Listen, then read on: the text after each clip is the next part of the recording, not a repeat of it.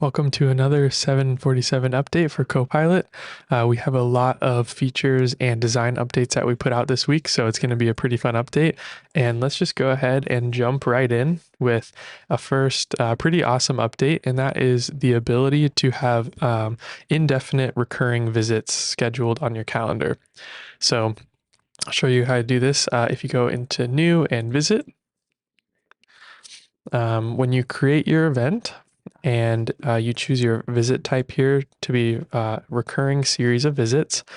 Now, instead of just having the date the series will end or a total number of visits, you can now check indefinite visits.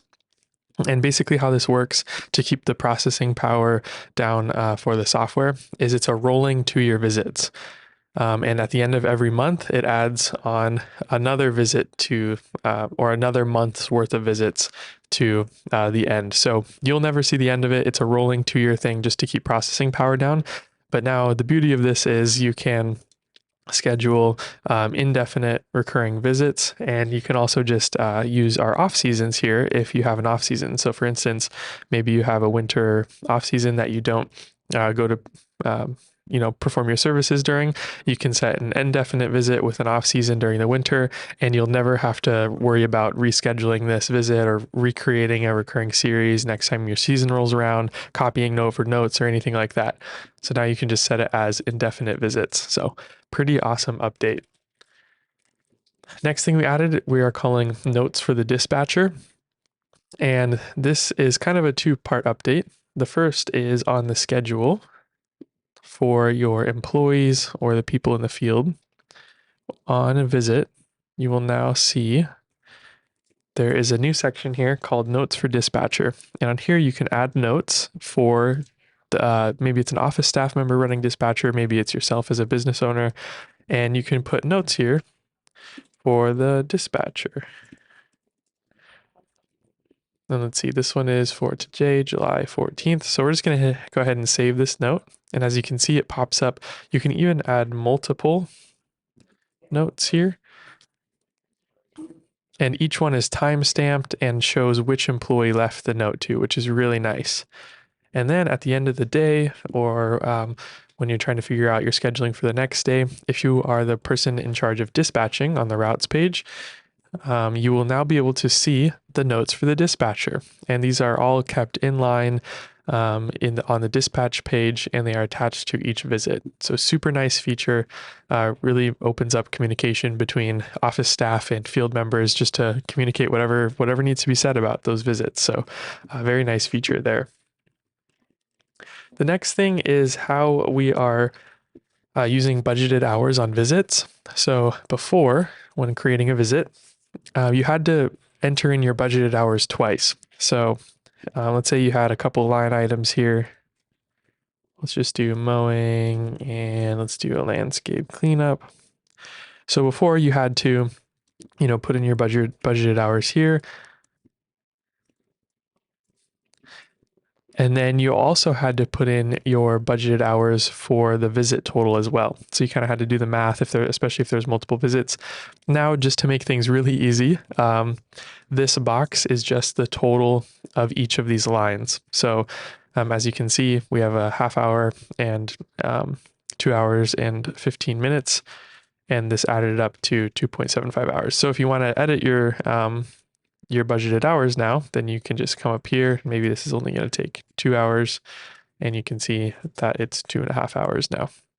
So no more having to double entry your budgeted hours. It's all just done for you with the math. And that actually brings us to our next update, and that is actually moving these 2 boxes here, the visit type and the visit date, down a bit on the page. So if you remember before, whenever you were creating a new visit, the first thing you would select up top was whether it's a single or recurring, and then you'd select the date. And we just move that down because it actually makes the workflow of this page way nicer. So now you put in your title, the customer it's for, you put in all your line items, and then you can come down to schedule this. And as you can see, because you already put your line items in, it has the right budgeted hours. You can select whether this is a recurring series or not and figure out when to schedule it. It's just a much nicer flow through this page to fill out this information first before you actually figure out the time and the date that it's going to be on the schedule. So really simple, but it really changes the flow of this page in a really nice way. So that's great. Next feature is the requirement of adding numbers when you check numbers when you're recording a payment that is a check. So if we just go under, I click expenses. If we go under payments here, this also works from the invoices page or viewing an invoice. When you are adding a payment now,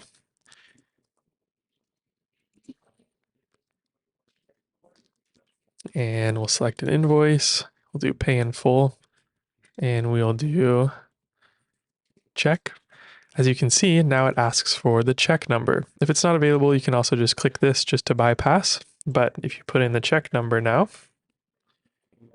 and hit add payment, now you can see that the payment method here was check number, and it has the number afterwards. It also shows in here, and it'll show from the PDF and as well as if you send the PDF. So really nice way just to make sure your record keeping is on track if you ever need to find a check or something like that. So great little update. All right, next thing is we redesigned the new estimate page. So you may have noticed a theme over the past couple of updates with Copilot. We're going through every page and saving space and making it just faster and easier to use.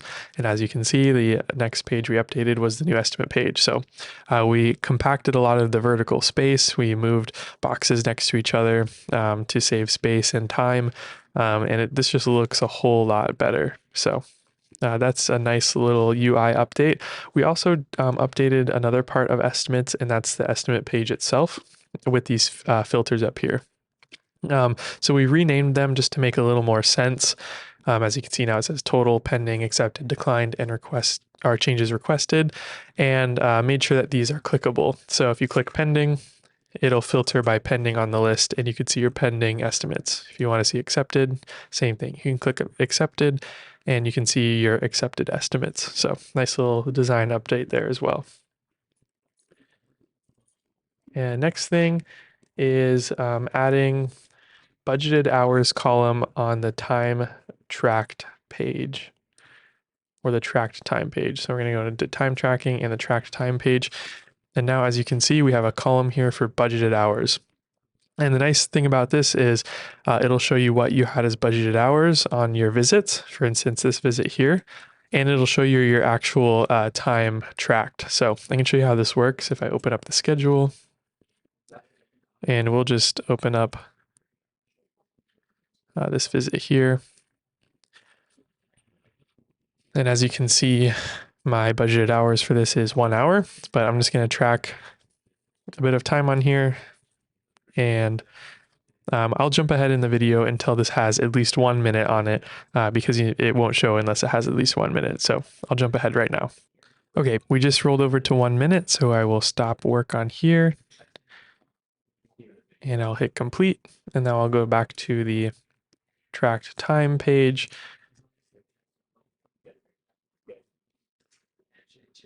And as you can see, we have a visit here where I tracked 1 minute and my budgeted hours were 1 hour. So I way overestimated this visit. And that's kind of the great part about this. You can kind of see if you're over or underestimating your budgeted hours, who's being efficient with their time, who's not, that kind of stuff. So good update. All right. And the last thing is now you can customize your customer types. So I'll really quickly show you what customer types are. Customer types are found under the profile, and we have a little drop down here for type. And you can put, by default, we have like commercial, customer, lead, anything like that. But now these are all editable and you can make custom ones. So under settings, and if you scroll all the way over, we have list item visibility. And you can see now we have customer types. So you can hide any of these that don't pertain to your guys' business, and you can create your own by hitting the add new button here and make your own customer types. All right, that is all the that is all the updates for Copilot CRM this week. I hope you guys enjoy all those updates, and I will see you next week.